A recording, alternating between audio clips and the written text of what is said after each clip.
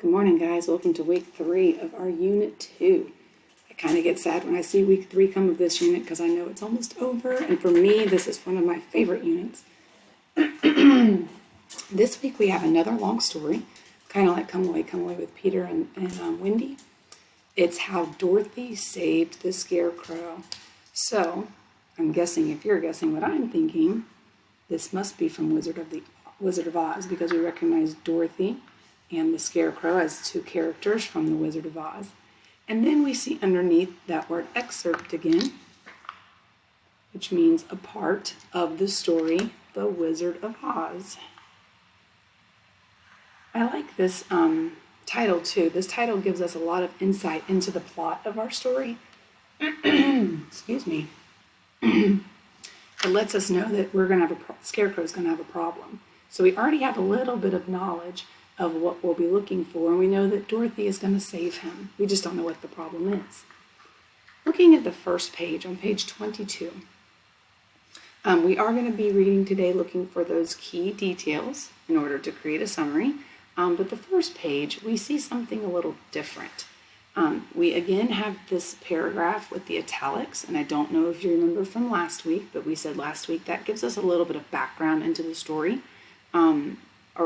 and not the plot of the story necessarily, but like last week we learned how Peter Pan was first an adult novel, then it turned into a children's novel, then a movie, then a Broadway play. So it gives us background of like the history of the story. And then we have here in bold print, the story so far. So this paragraph will actually give us background into the plot. So as we begin reading this part of the story, we know what's happened before. This is a great example. This is a great example of a summary. So the author has summarized for us what's happened so far so that we can pick up reading and not feel lost. So, The Wizard of Oz from 1939. Have you guys noticed so far these stories have come from long ago? They're old stories. Is one of the most popular films of all time.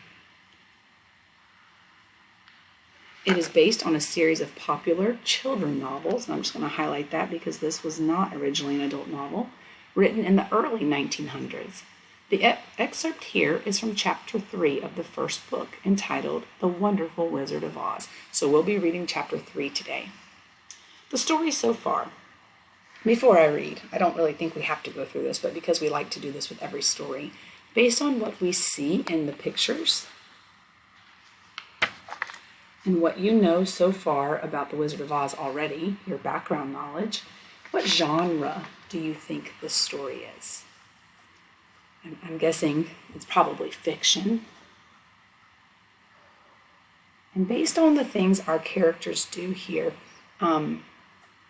my guess also would be that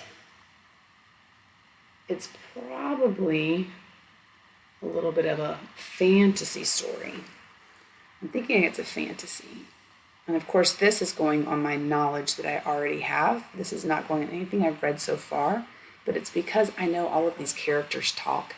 The Scarecrow, the Tin Man, the Lion, the idea that the Wizard of Oz, we know that Dorothy, her house is swooped up and taken to a faraway land. So this is different than what we've read so far. So far we've had a fable and a fairy tale. And now we're going to kind of dive into the world of fantasy. So be looking for some of those characteristics as we read. A cyclone has whisked away young Dorothy and her dog Toto inside her Kansas farmhouse to the magical land, it's kind of like treehouse books, of Oz.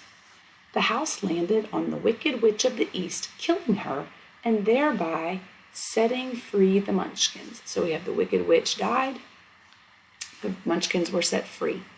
The grateful Munchkins, here's a word kind of describing their character, they're grateful, send Dorothy to the Wizard of Oz in Emerald City. After she gets there, Dorothy hopes the wizard will help her get back home. So here's Dorothy's goal. She wants to go back home. I might just make that little note to the side. This is our goal. So you know how sometimes we say a character has a problem and sometimes they have a goal? This one I guess could be either. Her problem is she's not home, but her goal is to get home. In this chapter, Dorothy has set off on the yellow brick road and meets the Scarecrow. So now we're looking for key details, details that create importance in the plot, or anything that we might want to summarize. Dorothy bade her friends goodbye and again started along the road of yellow brick. When she had gone several miles, she thought she would stop to rest, and so climbed to the top of the fence beside the road and sat down. There was a great cornfield beyond the fence, and not far away she saw a scarecrow, placed high on a pole to keep the birds from the ripe corn. So we have this word bade. Dorothy bade her friends goodbye. That simply, if you use your context clues, it's kind of like wishing them goodbye, telling them goodbye. And the key detail here is we see that she meets the Scarecrow. Being that the Scarecrow is part of the title, Dorothy saves the Scarecrow, I'm thinking them meeting should be our first key detail. Dorothy leaned her chin upon her hand and gazed thoughtfully at the Scarecrow. Its head was a small sack of stuffed with straw, with eyes, nose, and mouth painted on to represent a face. An old pointed blue hat that belonged to some munchkin was perched on his head, and the rest of the figure was a blue suit of clothes, worn and faded, which had also been stuffed with straw. I don't know about you, but I think there's some great, not key details here, but there's some great descriptive details here. So we have, the small sack with straw with eyes and nose and mouth painted on. We have the old pointed blue hat. We have a blue suit that were faded and worn. So we see that draggled. I'll take that word from Peter Pan. I like that word. And we know that he's stuffed with straw. So even though we do have a picture of him here, these are great descriptive, meaning they give us a description, details that help us to visualize the Scarecrow. On the feet were some old boots with blue tops, such as every man wore in this country, and the figure was raised above the stalks of corn by means of the pole stuck up his back. Again, here we just have some more descriptions of what he looks like and how he's perched in the field. Do you guys know what scarecrows were used for? Just curious. Jot it down if you do. They're in a cornfield. Their name is Scarecrow. So think about, what were scarecrows used for? Or maybe even today, what are they still used for? While Dorothy was looking earnestly into the odd painted face of the Scarecrow, she was surprised to see one of the eyes slowly winked at her. What? Oh. She thought she must have been mistaken at first, for none of the scarecrows in Kansas ever wink. But presently the figure nodded its head to her in a friendly way. Then she climbed down from the fence and walked up to it, while Toto ran around the pole and barked. I don't know if I would have walked up to it.